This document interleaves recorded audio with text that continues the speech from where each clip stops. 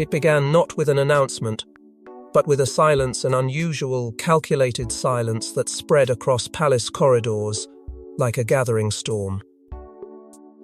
Behind closed doors at Buckingham Palace, King Charles reportedly convened a meeting so tightly controlled that even senior aides were excluded. Yet when the doors opened, something had shifted. The rules had changed. And at the center of it all were the children seen, until now, as untouchable symbols of royal continuity. Before we go deeper into what this really means for the royal family, make sure to subscribe so you don't miss a single update. What followed that meeting was not a statement, not a press release, but a quiet ripple that moved through the institution like something deeply unsettling had been set in motion. Reports suggest that even within the palace, understanding of what had been decided was limited to only a select few, those closest to the king, those entrusted with protecting not just the monarchy's image, but its future. Insiders whisper that the discussion was not merely administrative, it carried a weight that felt almost existential, as if the very blueprint of royal visibility had been placed under scrutiny. For generations, children of the crown have been both shielded and displayed, carefully introduced to the public eye as living symbols of continuity. But now, something about that balance appeared to have fractured. Palace administrative streams, ranging from security briefings to scheduling departments, began to reflect subtle yet undeniable changes. Engagements that had once included younger royals were quietly adjusted. Appearances that would have been routine just months earlier were either scaled back or removed entirely. Those familiar with the palace's rigid planning structures noted that such shifts do not happen spontaneously. They are deliberate, calculated, and often driven by forces that are never fully disclosed to the public. It is now whispered in the highest echelons of royal operations that staff were given unusually firm instructions to limit discussion, to avoid speculation, and above all, to maintain a united front. Yet silence, in an institution built on tradition and visibility, speaks volumes. The absence of clarity began to invite questions, not just from the media, but from those within the royal orbit who sensed that something fundamental had changed. Different interpretations of this meeting describe a king who appeared resolute, yet burdened, as though the decision before him was not simply about policy, but about protecting something far more fragile than protocol alone. Since early 2024, with ongoing concerns surrounding his health, every decision Charles makes carries an added layer of urgency. And this quiet recalibration of how royal children are seen, felt different.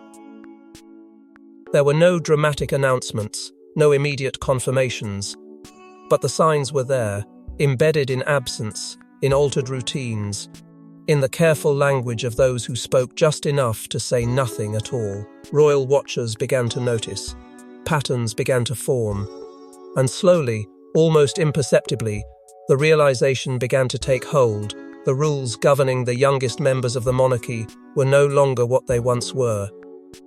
Because this was never just about appearances. It was about something deeper, something more enduring, an attempt to redefine how the next generation would be shaped under the weight of a crown that has never felt heavier. But what triggered this sudden reassessment wasn't just about visibility, it was about control, legacy, and the future shape of the monarchy itself. For years, royal children have walked a delicate line between tradition and exposure, waving from balconies, attending ceremonies, embodying continuity. But insiders now suggest that line has become dangerously thin. With King Charles navigating ongoing health concerns since early 2024, every public appearance carries new weight. The question quietly circulating among palace insiders: are these children being prepared or protected from a system under unprecedented strain? Because history inside the House of Windsor has never been gentle with its youngest members. It is shaped early, quietly, and often without consent. Generations before them were introduced to the public not as individuals, but as symbols, carefully positioned reminders that the crown endures. From the earliest days of Queen Elizabeth II's reign, Royal children were expected to embody stability long before they could understand the burden of it. They were taught to stand still, to smile at the right moments, to represent something far greater than themselves. And for decades, that formula remained unchanged, unquestioned, almost sacred in its consistency. But those familiar with the internal workings of the monarchy suggest that what once functioned as tradition is now being re-examined under a far harsher light. Comparisons have quietly resurfaced, particularly to the upbringing of Prince William and Prince Harry, whose childhood unfolded under relentless global scrutiny. Insiders whisper that lessons from that era have not been forgotten, especially the cost it carried. The exposure, the pressure, the expectations it created heirs, yes, but it also revealed fractures that would later define the family in ways no one could have predicted. And now, as a new generation steps into view, those same questions return, heavier, more urgent, impossible to ignore. What has changed, however, is not just the environment but the stakes. Since early 2024, with King Charles's health casting a quiet shadow over royal decision-making, every appearance, every photograph, every moment involving the younger royals carries amplified significance. Palace administrative streams suggest that discussions around visibility are no longer routine, they are strategic, deliberate, and deeply influenced by the recognition that time itself may be shaping the urgency behind these choices. It is no longer just about preparing future heirs.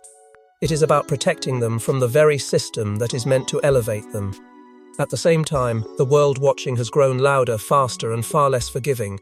Media scrutiny surrounding royal children has intensified in ways that previous generations never faced. The line between public interest and intrusion has blurred, sometimes beyond recognition. Reports suggest that advisors have raised concerns not only about safety, but about long-term psychological impact, about what it means for a child to grow up under constant observation in an age where privacy is no longer guaranteed, only negotiated. And within those discussions lies a deeper fear that overexposure could weaken the very institution it aims to sustain. Because the monarchy has always operated on a fragile paradox, it must be seen to survive. Yet too much visibility risks unraveling the mystique that gives it power.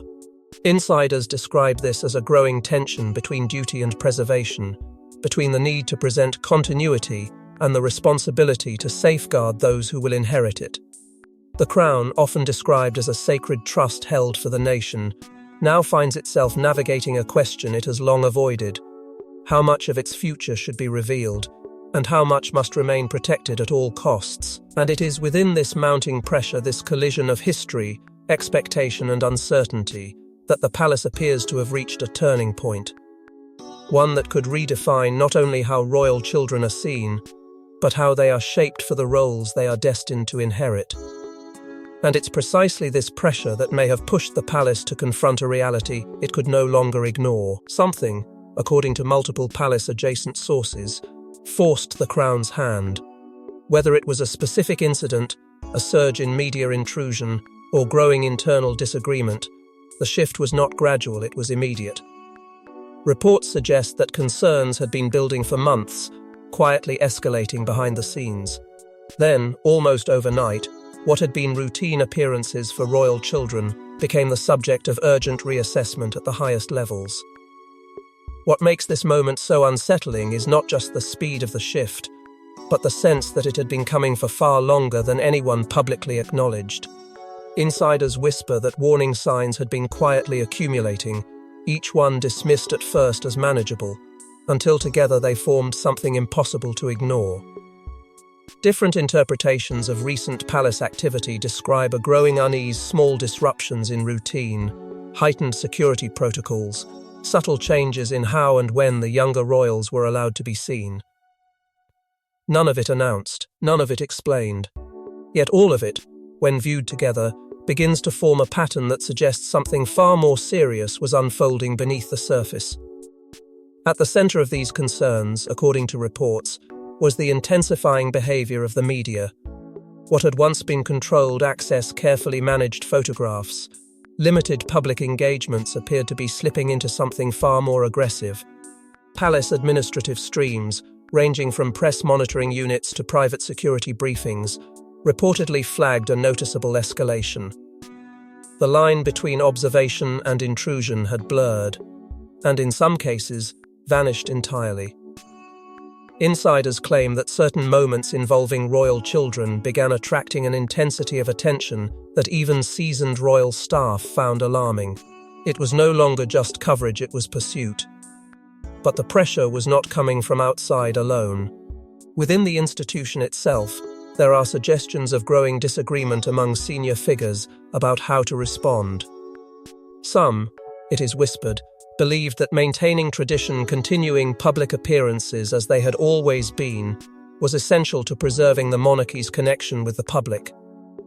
Others, however, saw a different reality emerging, one where exposure carried risks that could not be controlled, where the cost of visibility might ultimately outweigh its benefits. These were not minor debates. They were fundamental questions about the future direction of the monarchy, and they were unfolding at a time when unity was more critical than ever. Advisors, according to those familiar with internal discussions, began issuing increasingly urgent warnings, not about immediate scandal, but about long-term consequence, about what it means for children to grow up within a system that demands both visibility and perfection, while offering little protection from the pressures that come with it.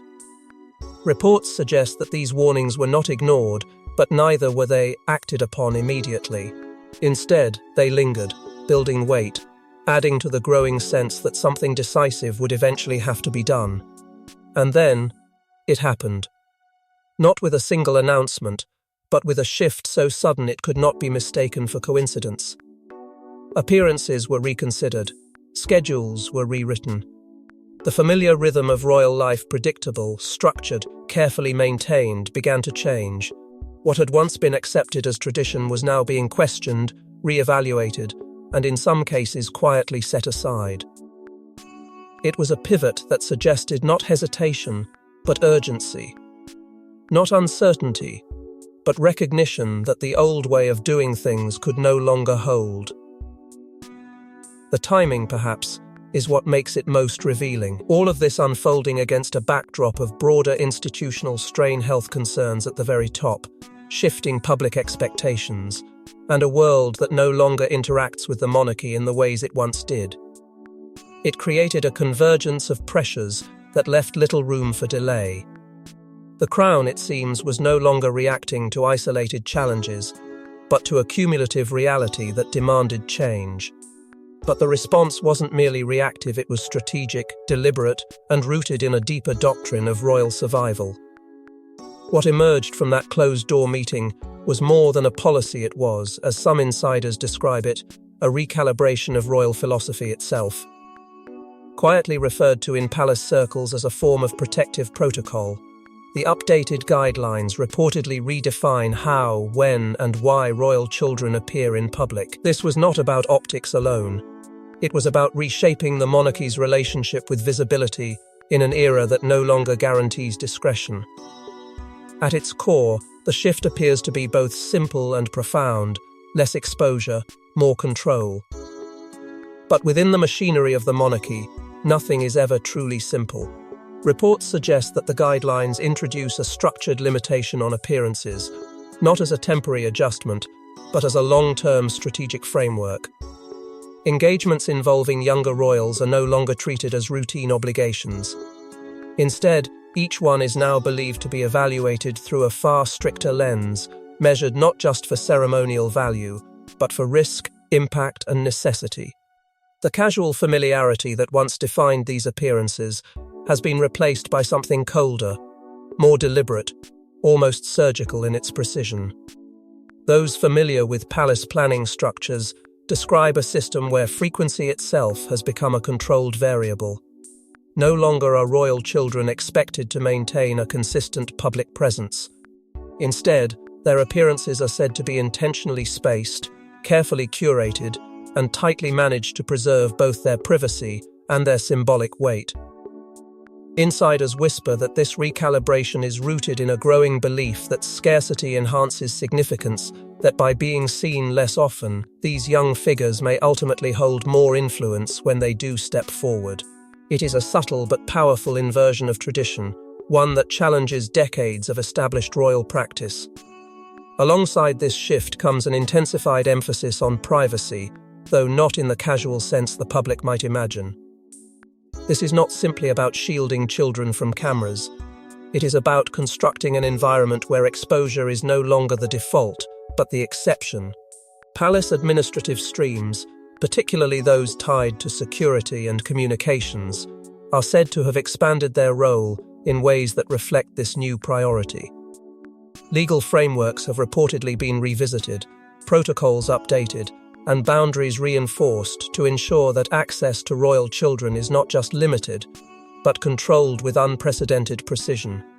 It is, according to some interpretations, a form of institutional fortification, an effort to reclaim control over narratives that have increasingly slipped beyond the palace's grasp. Behind this transformation stands a network of advisors, strategists, and long-standing custodians of royal continuity figures who operate far from public view, but whose influence shapes decisions of lasting consequence. Reports suggest that their role in shaping these guidelines was not merely consultative, but decisive. Drawing on years of precedent, crisis management, and institutional memory, they appear to have crafted a doctrine that prioritizes endurance over immediacy. The goal, as described by those familiar with internal discussions, is not to withdraw from public life, but to redefine how that life is presented less reactive, more controlled, and ultimately more sustainable. Because at its heart, this is not just about protecting children, it is about protecting the monarchy itself. A system built on visibility must now navigate a world where visibility can no longer be safely managed in the ways it once was. And in that tension lies the true purpose of this new doctrine: to ensure that the next generation is not consumed by the very institution they are meant to uphold. Yet even the most carefully crafted doctrine carries consequences, especially within a family where visibility equals influence. Not everyone, it seems, received the new guidelines with quiet acceptance. While public unity remains intact, insiders whisper of differing perspectives within the royal household. For some, the changes represent necessary protection. For others, they signal a departure from tradition that could reshape how future heirs connect with the public. Beneath the surface, a quiet tension lingers, one that may not remain hidden forever. That tension does not erupt in arguments or public displays, it moves quietly, almost invisibly, through conversations that never leave the room. Reports suggest that within the senior ranks of the royal family, a subtle divide has begun to form. Not a fracture, not yet, but a difference in belief. Some see the new approach as a necessary evolution, a way to shield the next generation from pressures that have only intensified with time. Others, however, question the cost. Because within the monarchy, visibility has never been optional, it has been the foundation of relevance, the bridge between institution and public. And to step back, even slightly, risks weakening that connection in ways that cannot easily be reversed. Generational perspectives appear to shape much of this quiet disagreement. Those who have lived through the harsher realities of royal life, who have experienced firsthand the weight of constant attention, are said to lean toward caution, toward protection. But others, raised within a system where presence equals purpose, reportedly view the shift with uncertainty. Insiders whisper that the concern is not just about fewer appearances, but about what those absences might represent in the long run. A monarchy that is seen less may eventually be felt less. And in an institution that survives on perception as much as tradition, that possibility carries real consequence. At the heart of it all lies a difficult balance between duty and well-being, between expectation and protection. For the younger royals, the change may offer space, a rare kind of distance from a world that has historically demanded too much too soon. But for the institution itself, that same distance introduces a new kind of risk. Because every moment not seen is a moment open to interpretation. Every absence invites speculation. And within that silence, narratives begin to form, ones the palace cannot fully control. The most striking confirmation of change isn't what has been said, but what hasn't been seen. Appearances once considered routine have quietly vanished from the calendar. Fewer photographs, fewer moments on the balcony. To the public, it may seem subtle, but to seasoned royal watchers, the pattern is unmistakable. The children of the monarchy are stepping back, and in their absence, a powerful message is taking shape. It unfolds gradually, almost imperceptibly, until suddenly it cannot be ignored. Events that once featured the youngest members now proceed without them. Moments that would have been captured, shared, and circulated are now simply absent. And in that absence, something begins to shift. The rhythm of royal life feels different, quieter, more controlled. Reports suggest that this is no accident, but a deliberate recalibration, an effort to reshape how the monarchy presents its future, not through constant visibility, but through carefully chosen moments of presence. The media has noticed. The public has noticed. But understanding remains just out of reach. Because what appears at first to be withdrawal may in fact be something far more strategic. Insiders describe it as a form of communication without words, a signal that the rules have changed, that access is no longer guaranteed, and that the next generation will not be shaped in the same way as those before them. It is a subtle assertion of control in an environment where control has become increasingly difficult to maintain.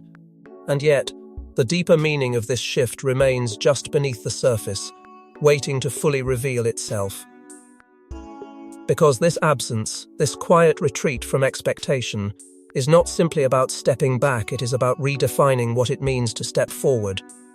But this absence is not retreat, it is preparation for something far more deliberate.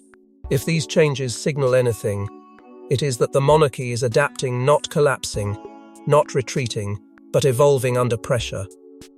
The next generation is being shaped not through constant exposure, but through controlled emergence. Insiders suggest this may mark the beginning of a quieter, more calculated royal era, one where presence is rare and therefore more powerful. A monarchy less visible, but potentially more enduring. What is unfolding now appears to be less about restriction and more about reinvention. Reports suggest that those guiding the institution are drawing heavily from the past, not to repeat it, but to correct it. The experiences of previous generations, particularly the intense public exposure faced by younger royals in earlier decades, have left a lasting imprint on how decisions are being made today. Insiders whisper that this is a conscious shift away from overexposure, toward a model where presence is intentional, measured, and strategically timed. Because in a world where attention is constant, rarity creates value. And value within the monarchy translates directly into influence. At the center of this recalibration are the youngest members of the royal family, figures who are no longer being shaped solely by tradition, but by a deeper awareness of what that tradition has cost in the past. Their future roles are not being abandoned, but carefully redefined. The expectation is no longer that they must be seen at every opportunity, but that when they are seen, it carries weight. This subtle shift suggests a long-term strategy, one designed not just to protect individuals, but to preserve the institution itself. Because a monarchy that adapts may survive. One that does not risks becoming irrelevant. And yet, this transformation is not without its uncertainty. Public perception remains a fragile and unpredictable force. Too much absence, and the connection weakens. Too much presence, and the pressure becomes unsustainable. It is a delicate balance, one that the monarchy has always navigated, but never under conditions quite like these.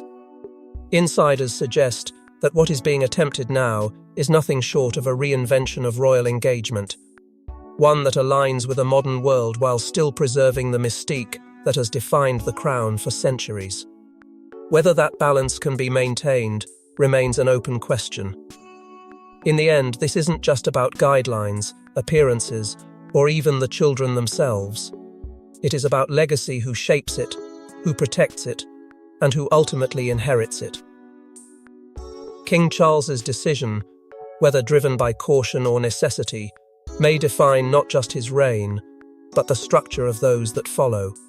Because in a monarchy built on continuity, every absence, every adjustment, carries a deeper meaning than words alone could ever reveal. What emerges from this moment is a vision that stretches far beyond the present. A monarchy attempting to secure its future not through visibility alone, but through resilience, control, and careful evolution. It is a quiet transformation, one that may not be fully understood until years from now, when the next generation steps forward under conditions shaped by decisions being made today. And when that moment comes, it will reveal whether this shift was an act of preservation or a gamble with consequences that could redefine the crown itself. In the silent spaces where royal children no longer stand, the future of the crown is being quietly rewritten. Thanks for watching. Please don't forget to like and subscribe, and we will see you in next one.